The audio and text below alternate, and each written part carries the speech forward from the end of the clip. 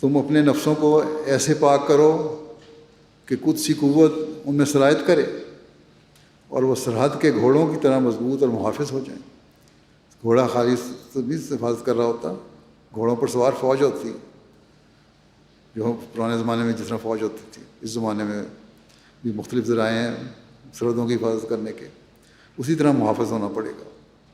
اللہ تعالیٰ کا فضل فرمایا کہ اللہ تعالیٰ کا فضل ہمیشہ متقیوں اور آسبازوں ہی کے شامل حال ہوا کرتا ہے۔ اپنے اخلاق اور اطوار ایسے نہ بناؤ جن سے اسلام کو داغ لگ جاوے، ایسی حالتیں نہ بناؤ کہ اسلام کو داغ لگے۔ بدکاروں اور اسلام کی تعلیم پر عمل نہ کرنے والے مسلمانوں سے اسلام کو داغ لگتا ہے۔ کوئی مسلمان شراب پی لیتا ہے تو کہیں کہہ کرتا پھرتا ہے، پگڑی گلے میں ہوتی ہے، موریوں اور گندی نالیوں میں گرتا پھرتا ہے، پولیس کے جوتے پڑتے ہیں، ہندو اور عیسائی اس پر ہنستے ہیں۔ اس کا ایسا خلاف شرع فعل اس کی ہی تصدیق کا موجب نہیں ہوتا۔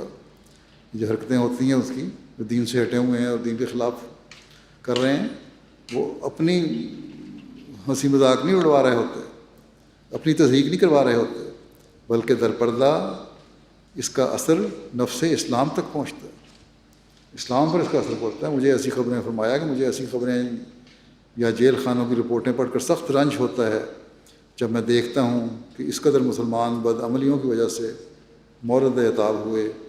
دل بے قرار ہو جاتا ہے کہ یہ لوگ جو صراط مستقیم رکھتے ہیں اپنی بد اعتدالیوں سے اپنے آپ کو ہی نقصان نہیں پہنچاتے بلکہ اسلام پر ہنسی کراتے ہیں۔